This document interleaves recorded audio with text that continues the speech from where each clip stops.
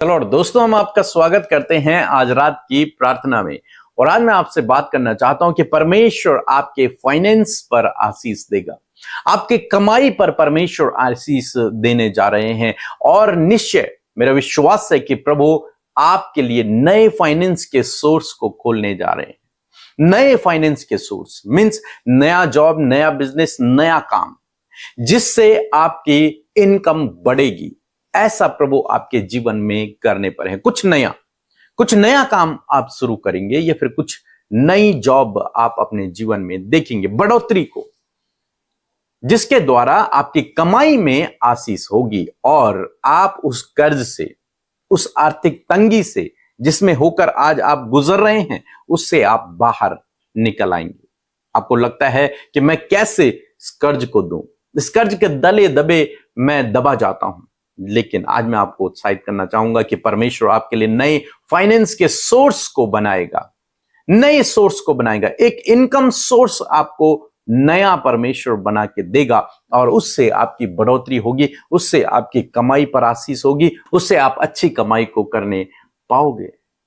बहुत सारे भाई बहन कहते हैं कि हमारी कमाई पर कोई आशीष नहीं है, हम जितना कमाते हैं वो कहां चला जाता है उन्हें पता ही नहीं है, फिजूल खर्ची में चला जाता है। लेकिन आज मैं आपको कहूंगा कि परमेश्वर उस फिजूल खर्ची को बंद करेगा और आपकी कमाई पर आशीष आएगी, बरकत आएगी यीशु के नाम से। आपकी कमाई अच्छे कामों में लगेगी। बहुत सारे भाई बहन हैं जो कमाई को अपने नशे में बर्बाद कर रहे हैं। यीशु के नाम से वो नशा आपके घर से, आपके परिवार से चला जाएगा और आपकी कमाई पर आशीष आएगी।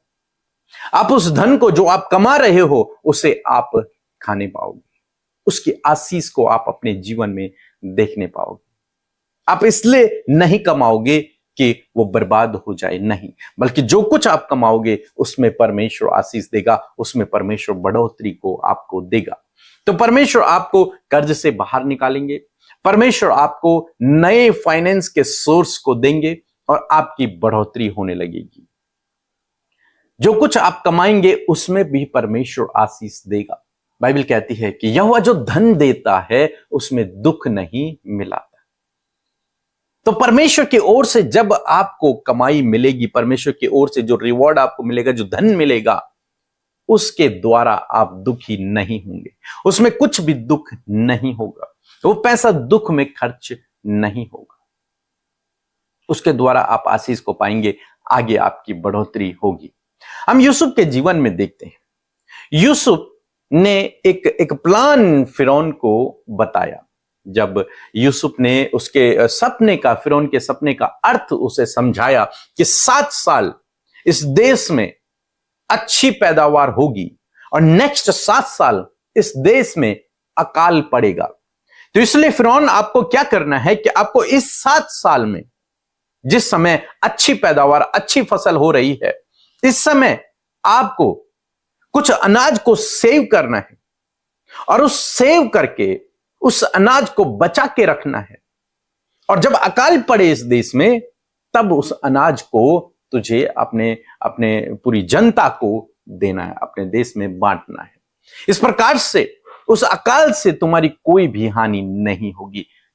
किसने समझाया? फिर यूसुफ ने इस प्लान को फिरौन को समझाया। यहां पे लिखा है कि उत्पत्ति की किताब उसका 41 अध्याय 34 पद में लिखा है, फिरौन यह करे कि देश पर अधिकारियों को नियुक्त करे और जब तक सुकाल के 7 वर्ष रहें तब तक वह मिस्र देश की उपज का पंचमांश लिया करे।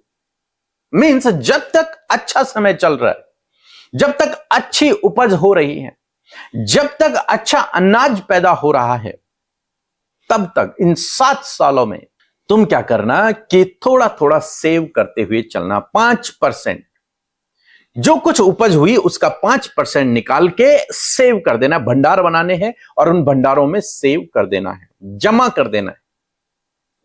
और जब अकाल का समय पड़ेगा तब उस जमा किए हुए राशन को पब्लिक में बांटना। तो ऐसा करके देश पर अकाल के समय में कोई इफेक्ट नहीं पड़ेगा। और यही सिद्धांत हमें मनी मैनेजमेंट वाले सिखाते हैं, जो यूसुफ ने यूज किया था। आपको भी इस सिद्धांत को अपने जीवन में यूज करना है कि जब आप एक अच्छी कमाई कर रहे हैं, जब आपके पास धन आ रहा है, उस समय उस धन को आपको फिजूल खर्ची में नहीं उड़ाना, उसे ऐसो आराम में नहीं उड़ाना है, उसे मौज मस्ती में नहीं उड़ाना है, उसे नशे में नहीं उड़ाना है, बल्कि उस धन के लिए सबसे पहला काम आपको करना है परमेश्वर का धन्यवाद। जो धन आपको मिला है, जो आपकी कमाई हुई है, उससे आपको परमेश्वर को महिमा देनी है। तो उसके लिए आपको परमेश्वर का धन्यवाद करना है, उसके लिए प्रार्थना कीजिए सबसे पहले। दूसरा काम आपको करना है कि उसमें से, उस धन में से जो आपको मिला है, कुछ हिस्सा निकाल के, कितना भी जो आपको सही लगता है, यहां पे 5वां अंश लिखा है, मींस 5% लिखा है, आपको जितना भी अच्छा लगता है वो निकाल के आपको सेव करना है, आपको जमा करना है। एक बैंक अकाउंट खोल लीजिए और उसमें जमा कीजिए, या फिर अपने जहां भी आप जमा करना चाहते हैं वहां उस पैसे को जमा करें। चाहे आप 5,000 रुपए कमाते हैं, लेकिन उसमें से कुछ हिस्सा निकाल के, ऐसा नहीं कि आपने पूरे के पूरे 5,000 रुपए खर्चा कर दिए, नहीं, आपको 4,000 रुपए खर्चा करना है, 1,000 रुपए आपको सेव करना है, बचाना है। आपको 3,000 रुपए खर्चा करना है, 2,000 रुपए सेव करना है, बचाना है। चाहे आप 500 रुपए सेव कर रहे हैं, लेकिन आपको बचाना है। जो भी इनकम आपके पास आई, उससे आपको कुछ ना कुछ हिस्सा जमा करना है। ये किसके लिए आप जमा कर रहे हैं? अपने भविष्य के लिए, अपने बच्चों के लिए, अपने भविष्य में कुछ योजनाएं आपने बनाई होगी, उसके लिए आपको जमा करते रहना है। और ऐसा होगा कि जो आप जमा कर रहे हैं, इसमें परमेश्वर आपको आशीष देगा। आने वाले दिनों में आप अपने जीवन में उन कामों को कर दोगे जो आपके जीवन में आपने प्लान किए हैं, और बहुत आसान आपके लिए हो जाएगा। आपको किसी से कर्ज नहीं लेना पड़ेगा, आपको किसी से उधार नहीं लेना पड़ेगा। क्यों? क्योंकि आपने सेव किया हुआ है, आपने बचाया हुआ है। तो आज मैं आपको उत्साहित करूंगा कि यूसुफ की तरह इस सिद्धांत को अपने जीवन में अप्लाई करें। जब आपको सैलरी मिलती है, जब आपको तनख्वाह मिलती है, जब आपको बिजनेस से कोई इनकम होती है, कहीं से भी आपके पास कुछ भी पैसा आता है, उसे पूरा खर्च न करें, उसमें से कुछ परसेंट निकाल के रख दें, जैसे यूसुफ ने किया। यूसुफ ने यही सिद्धांत किया, और यूसुफ को कहां से यह आया? यह परमेश्वर ने उसे सिखाया। मैं यूं कहूं दूसरे शब्दों में कि यह परमेश्वर का सिद्धांत है, इसमें कोई बुराई नहीं होगी। और जो कोई परमेश्वर के इस सिद्धांत को अपने जीवन में अप्लाई करेगा, वह अपने जीवन में आगे बढ़ता हुआ चलेगा। उसके जीवन में घटी कमी नहीं रहेगी, उसे उधार लेने की आवश्यकता नहीं पड़ेगी। तीसरी बात जो मैं आपसे कहना चाहूंगा कि परमेश्वर की सेवा के लिए कुछ हिस्सा निकालकर दें, परमेश्वर को उधार दे दें। मैं इस बात को इस प्रकार से कहता हूं कि परमेश्वर को कुछ हिस्सा उधार दे दे।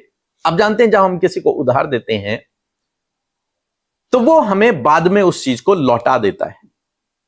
अगर सही व्यक्ति है तो वो बाद में हमें लौटा देगा, और कई ऐसे हैं जो उसमें से ज्यादा लौटाएंगे। मीन्स आपने 500 दिए हैं तो वो 600 आपको देंगे। कई लोग ऐसे होते हैं, वो इंटरेस्ट सहित आपको वापस लौटाएंगे।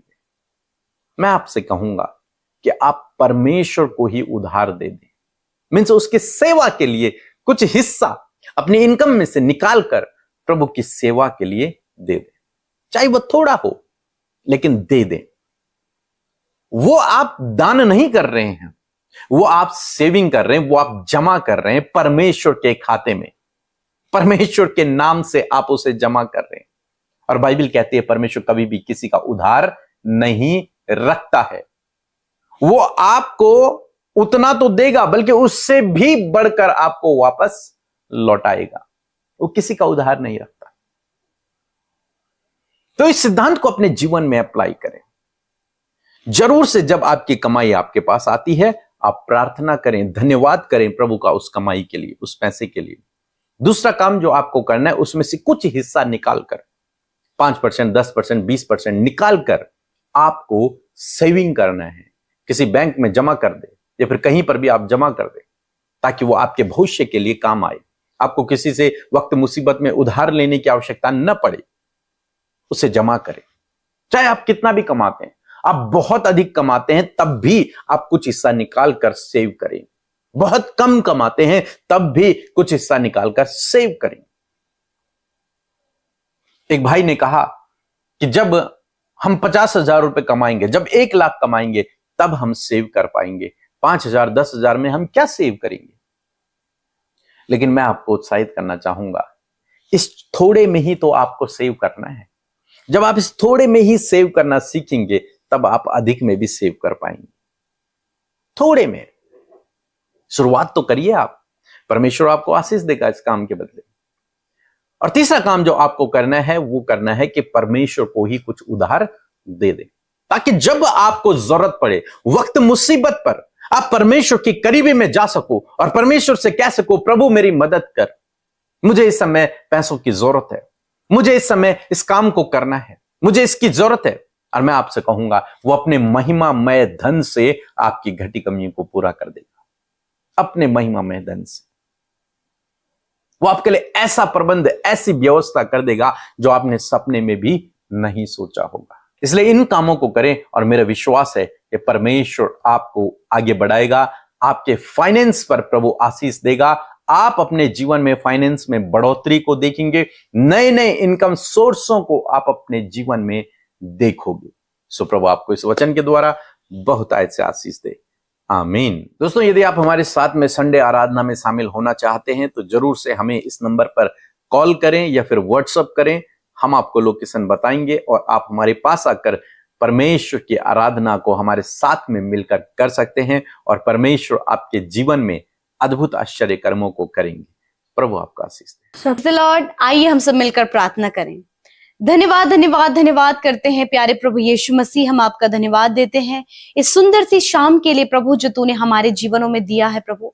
धन्यवाद, तूने हम सब के मनों को तैयार किया प्रभु कि हम इस फेलोशिप का हिस्सा बन सके। और मैं धन्यवाद देती हूँ आपकी प्रेजेंस के लिए, आपकी उपस्थिति के लिए प्रभु, आपके पवित्र आत्मा के लिए प्रभु, जो तूने हम में से हर एक जन को पिता जो तेरे नाम पर विश्वास करते हैं सहायक के रूप में दिया है। मैं धन्यवाद देती हूँ प्रभु, यदि आज जाने अनजाने में कोई भी ऐसा काम जो तेरी दृष्टि में गलत है प्रभु, हम सब से, आपके बेटे बेटियों से हुए हैं, उन बातों के लिए प्रभु हम क्षमा चाहते हैं खुदावन। और आप माफ करें प्रभु, क्योंकि आप माफ करने वाले परमेश्वर है पिता, ताकि आपके लोग, आपकी पवित्र प्रजा कभी भी अपनी गलतियों को ना दोहराए परमेश्वर पिता, वरन तेरे अनुसार प्रभु अपने जीवन में वो कार्य कर सके। मैं धन्यवाद देती हूँ कि दिन भर के एक एक पल में प्रभु तूने हम में से हर एक जन को संभाला प्रभु जी, सहायता किया, मदद किया, दुर्घटनाओं से, गलत कामों से, नेगेटिव बातों से, दुष्ट के हथियारों से प्रभु तूने हम में से हर एक जन को सुरक्षित रखा। आज हम जीवित रहकर तेरी महिमा कर पा रहे हैं प्रभु, हम धन्यवाद करते हैं। आज की सुंदर शाम में मेरे परमेश्वर हर एक के ऊपर परमेश्वर प्रभु पवित्र आत्मा आप कंट्रोल ले मेरे खुदावन, और हर एक डाइवर्ट करने वाली बात, भटकाने वाली बात, निराश करने वाली बात, उदास करने वाली बातों को यीशु के नाम से मैं कमांड करती हूँ, इसी वक्त इनके जीवन को छोड़कर जाओ यीशु के नाम से। मैं धन्यवाद करती हूँ प्रभु कि तू प्रार्थनाओं को सुनता है प्रभु, और आज जितने भी लोग तेरे सम्मुख अपनी विनतियों को लेकर आए हैं, जितने भी लोग अपनी प्रार्थनाओं को तेरे सम्मुख रखते हैं, मैं धन्यवाद करती हूँ कि आज आप उनके प्रार्थनाओं का उत्तर देने जा रहे हैं। आज आप उनके जीवन में अद्भुत आश्चर्य कर्मों को करने जा रहे हैं। आज आप उनके जीवन में परमेश्वर खुशहाली को, आनंद को, शांति को और बड़े बड़े कामों को करने जा रहे हैं प्रभु। मैं धन्यवाद करती हूँ, मैं धन्यवाद करती हूँ विशेष करके प्रभु वचन के लिए पिता, जिसके द्वारा प्रभु तूने हम में से हर एक जन से बातचीत किया। मैं धन्यवाद करती हूँ प्रभु कि तू फाइनेंशियली प्रभु अपने लोगों को ब्लेस करता है पिता, प्रभु तूने बढ़ोतरी देता है परमेश्वर पिता, और होने दे पिता परमेश्वर प्रभु जी कि आज प्रभु जितने भी लोग प्रभु आर्थिक तंगियों में है, घटी कमियों में है प्रभु,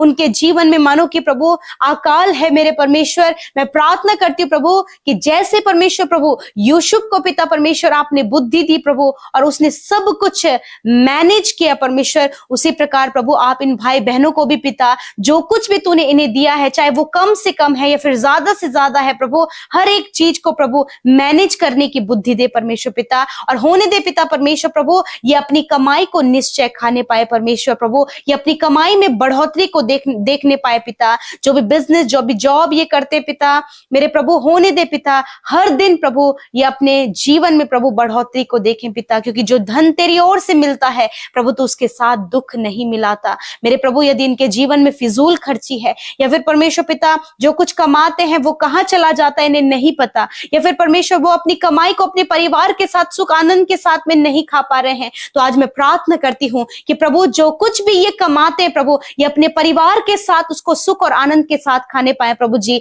उस फिजूल खर्ची से बचने पाए प्रभु, और ये अपने लिए प्रभु जी, प्रभु वक्त मुसीबत के लिए पिता परमेश्वर ये सेव करने पाए पिता, जैसे यूसुफ ने मेरे परमेश्वर पिता प्रभु जी उस 7 सालों में जो कि अच्छे साल थे, सेव करना भला जाना, और उसने आने वाले 7 सालों में जब अकाल था उसके बड़े भलाइयों को उस सेविंग के पीछे देखा प्रभु। मैं प्रार्थना करती हूँ विशेष का प्रभु इस समय प्रभु जब मुसीबत का समय आपके लोगों के जीवन में है, खुदावन आप अपने लोगों को बढ़ोतरी दें, आप उनके लिए इंतजाम करें, आप उनकी कमाई में बरकत दें पिता। होने दे पिता परमेश्वर कि प्रभु यदि इनका कमाई प्रभु गलत कामों में प्रभु लग रहा है प्रभु, तो उन गलत कामों में, उस एडिक्शन में, उन गलत संगति में प्रभु इनकी कमाई खर्च ना हो, वरन ये अपने परिवार के साथ प्रभु उसका सुख और आनंद ले, और बचाकर प्रभु जी अपने आने वाले समय में प्रभु उसके बड़े कामों को देख सके पिता।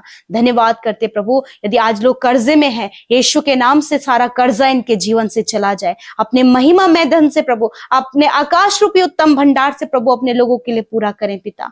प्यारे प्रभु जी इनके कमाई में बरकत दे पिता, इनकी जॉब में आशीष दे पिता, इनकी सैलरी में इंक्रीमेंट दे परमेश्वर पिता। धन्यवाद करते प्रभु जी, और प्रभु विशेष का प्रभु जितने भी लोग आपके राज्य में बोते हैं प्रभु, उन्हें भी आप मल्टीप्लाई करें परमेश्वर। इस समय जितने लोग प्रभु फाइनेंशियली स्ट्रगल कर रहे हैं परमेश्वर, प्रभु हर एक फाइनेंशियली स्ट्रगल इनके जीवन से चला जाए, और आप इन्हें फाइनेंशियली ब्लेस करे परमेश्वर पिता। प्रभु फैमिली में जो भी आर्थिक तंगियां हैं यीशु के नाम से चली जाए, परिवार में जो भी घटी कमियां हैं यीशु के नाम से चली जाए। यदि आज ये किसी भी परेशानी में है, यीशु के नाम से वो परेशानी निकल कर चली जाए। आज की सुंदर शाम में मेरे प्रभु जी हर एक प्रॉब्लम का सल्यूशन प्रभु आप इन्हें दें। प्रभु परिवार में कलेश, लड़ाई झगड़े, हर प्रकार के प्रॉब्लम्स इनके जीवनों से निकल कर चले जाएं। मैं धन्यवाद करती पिता, आज जितने भी लोग परमेश्वर प्रभु जी लड़ाई झगड़े उनके जीवन में है, कलेश, कम्युनिकेशन गैप, मिसअंडरस्टैंडिंग या फिर गड़बड़ी या फिर रॉन्ग रिलेशनशिप प्रभु, ये सारी बातें निकल कर चली जाए in the name of Jesus. मैं प्रार्थना करती हूँ विशेष का प्रभु आज जितने भी लोग बीमार है खुदावंद यीशु के नाम से प्रभु आपकी चंगाई को इनके शरीरों के लिए कहते हैं। इसी वक्त हर एक रोग, हर एक बीमारी, हर एक चोट को, हर एक पीढ़ियों से चलने वाली बीमारी को, हर प्रकार के कैंसर, ट्यूमर, पैरालाइज को प्रॉब्लम को, और जॉन्डिस को, टाइफाइड को, हार्निया की प्रॉब्लम को, गुप्त रोग को, प्रभु नसों की प्रॉब्लम को यीशु के नाम से कमांड करते हैं। मैं आज्ञा देती हूं हर प्रकार की बीमारी इन भाई बहनों के शरीर से, छोटे बच्चों के शरीर से, नौजवान भाई बहनों के शरीर से, बुजुर्गों के शरीर से निकल कर जाओ यीशु के नाम से। प्रभु धन्यवाद, तूने इनके रोगों को सह लिया, इनके दुखों को उठा लिया। धन्यवाद, तेरे कोड़े खाने से प्रभु ये भाई बहन चंगे हो गए हैं, और इसी वक्त यीशु के नाम से मैं कहती हूं चंगे हो जाओ यीशु के नाम से, चंगे हो जाओ यीशु के नाम से। प्रॉपर प्रभु बॉडी ऑर्गन्स प्रॉपर काम करे, शरीर चंगा हो, हड्डियां चंगी हो, नसें चंगी हो, मांसपेशियां रिकवर हो यीशु के नाम से। दौरे पड़ना, चक्कर आना, हर एक शारीरिक कमजोरी यीशु के नाम से चली जाए। धन्यवाद, जो वेंटिलेटर आईसीयू में है पिता, जो प्रभु यीशु मसीह बहुत ज्यादा बीमारियों में है, उनकी बीमारी, उनके रोग को हम कहते हैं जाओ इनके शरीर को छोड़कर। धन्यवाद करते हैं प्रभु कि तूने उन्हें चंगा किया, और प्रभु आपने उस स्थिति से उन्हें बाहर निकाला है और आपने उन्हें चंगा किया। प्रभु धन्यवाद करते हैं। आज रात में खुदा हर एक डर, एंजाइटी, डिप्रेशन, अकेलापन, नेगेटिव बातें, बुरे सपने यीशु के नाम से चले जाएं, नींद ना आने की समस्या चली जाए यीशु के नाम से। और प्रभु आज की रात में पिता अच्छी नींद से सुलाएं ताकि कल का दिन तेरे साथ में देखें। मैं धन्यवाद करती हूँ हर एक विनतियां जो YouTube comments, Instagram, Facebook, Telegram के माध्यम से आई है। मैं धन्यवाद देती हूँ यीशु कि आपने एक एक भाई बहन की सुधि ली है, जो जहां कहीं भी है प्रभु, वो यदि और अपने निवेदनों को उन्होंने दिया है प्रभु, धन्यवाद आपने उनकी सुधि लिया है प्रभु। धन्यवाद करते प्रभु, तूने हम सब की विनतियों को सुना प्रभु। सब कुछ में प्रभु तुझे धन्यवाद, आदर, सम्मान देते हैं। यीशु के नाम से प्रार्थना को मांग लेते हैं, सुने और ग्रहण करें। आमीन, आमीन और आमीन।